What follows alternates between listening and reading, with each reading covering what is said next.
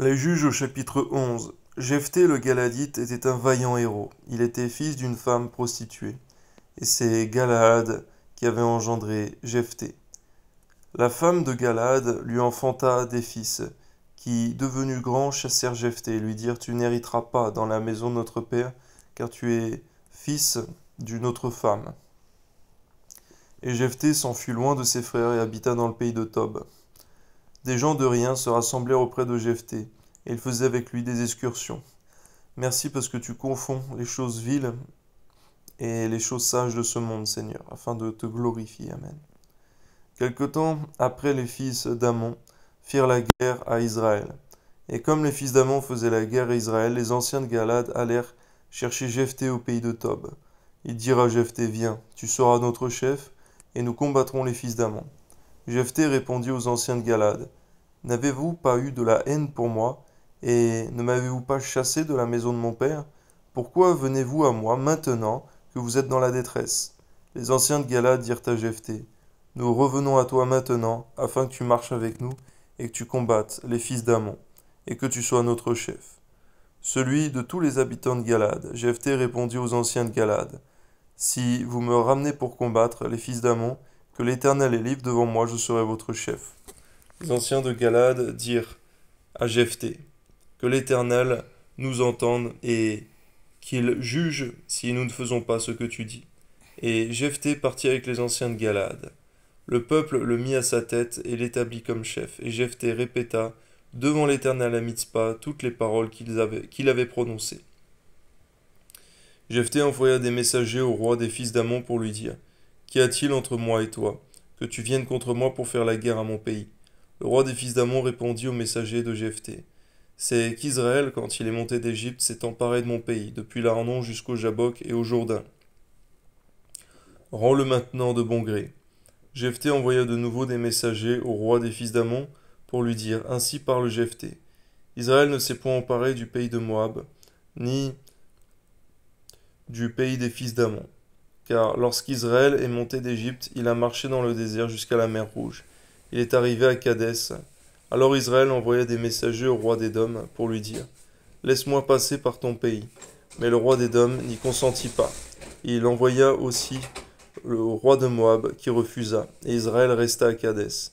Puis il marcha dans le désert, tourna le pays d'Édom et le pays de Moab, et vint à l'orient du pays de Moab. Ils campèrent au-delà de l'Arnon, sans entrer sur le territoire de Moab, car l'Arnon est la frontière de Moab. Israël envoya des messagers à Sion, roi des Amoréens, roi de Hesbon, et Israël lui dit: Laisse-nous passer par ton pays jusqu'au lieu où nous allons. Mais Sion n'eut pas assez confiance en Israël pour le laisser passer sur son territoire. Il rassembla tout son peuple, campa à Jahatz et combattit Israël. L'Éternel, le Dieu d'Israël, livra Sion et tout son peuple entre les mains d'Israël, qui les battit. Israël s'empara de tout le pays des Amoréens, établi dans cette contrée. Ils s'emparèrent de tout le territoire des Amoréens depuis l'Arnon jusqu'au Jabbok, depuis le désert jusqu'au Jourdain.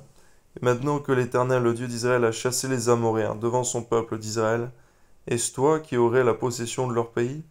Ce que ton Dieu Kémosh te donne à posséder, ne le posséderais-tu pas? Et tout ce que l'Éternel, notre Dieu, a mis en notre possession devant nous, nous ne le posséderions pas? Vaux-tu mieux que Balak, fils de Tsippor, roi de Moab? A-t-il contesté avec Israël, ou lui a-t-il fait la guerre? Voilà 300 ans qu'Israël habite à Hesbon, et dans les villes de son ressort, à Aroër et dans les villes de son ressort, et dans toutes les villes qui sont sur les abords de l'Arnon. Pourquoi ne lui avez-vous pas enlevé pendant ce temps-là? Je ne t'ai point offensé, tu as mal agi avec moi en me faisant la guerre. Que l'Éternel soit aujourd'hui juge entre les enfants d'Israël et les fils d'Ammon. Le roi des fils d'Ammon n'écouta point les paroles que Jephthé lui fit dire. L'esprit de l'Éternel fut sur Jephthé. Il traversa Galad et Manassé. Il passa à Mitzpé de Galad, et de Mitzpé à Galad, il marcha contre les fils d'Ammon.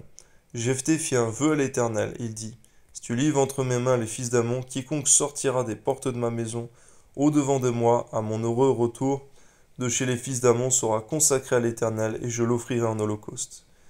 Seigneur, garde-nous de faire des tels vœux, Seigneur mon Dieu, dans le nom de Jésus, Père céleste. Amen. Jephthé marcha contre les fils d'Ammon, et l'Éternel les livra entre ses mains. Il leur fit éprouver une très grande défaite, depuis Aroër jusqu'à Minite, espace qui enfermait 20 villes, et jusqu'à Abel Kéramim. Et les fils d'Ammon furent humiliés devant les enfants d'Israël. Jephthé retourna dans sa maison à Mizpa, et voici, sa fille sortit au-devant de lui avec des tambourins et des danses. C'était son unique enfant. Il n'avait point de fils et point d'autre fille. Dès qu'il la vit, il déchira ses vêtements et dit : « Ah, ma fille, tu me jettes dans l'abattement. Tu es au nombre de ceux qui me troublent. J'ai fait un vœu à l'Éternel et je ne puis le révoquer. » Elle lui dit : « Mon père, si tu as fait un vœu à l'Éternel, traite-moi selon ce qui est sorti de ta bouche. Maintenant que l'Éternel t'a vengé de tes ennemis, des fils d'Ammon. » Et elle dit à son père : « Que ceci me soit accordé. Laisse-moi libre pendant 2 mois. Je m'en irai, je descendrai dans les montagnes, et je pleurerai ma virginité avec mes compagnes. » Il répondit : « Va. » Et il la laissa libre pendant 2 mois. Elle s'en alla avec ses compagnes, et elle pleura sa virginité sur les montagnes. Au bout de 2 mois, elle revint vers son père, et il accomplit sur elle le vœu qu'il avait fait. Et elle n'avait point connu d'homme. Dès lors s'établit en Israël la coutume que tous les ans, les filles d'Israël s'en vont célébrer la fille de Jephthé, le Galadite, 4 jours par année. Amen. Donne-nous, oui, comme a dit le Seigneur Jésus, Seigneur, de ne pas faire à autrui ce qu'on ne voudrait pas qu'on nous fît à nous-mêmes, Seigneur. Oui, Seigneur, quel vœu, Seigneur, affreux de vouloir offrir quelqu'un de l'Holocauste pour te glorifier, pour te remercier, Seigneur, de la victoire que tu nous accordes, Seigneur. Oui, Seigneur, tu as dit, Seigneur, que devant toi, nos paroles soient peu nombreuses, car tu n'aimes pas les insensés. Et pour accomplir, Seigneur, ce que ses lèvres ont prononcé, il a dû renoncer à son unique fille, Seigneur. C'est pourquoi garde-nous de toute folie, Seigneur, dans nos vœux, au nom de Jésus. Amen.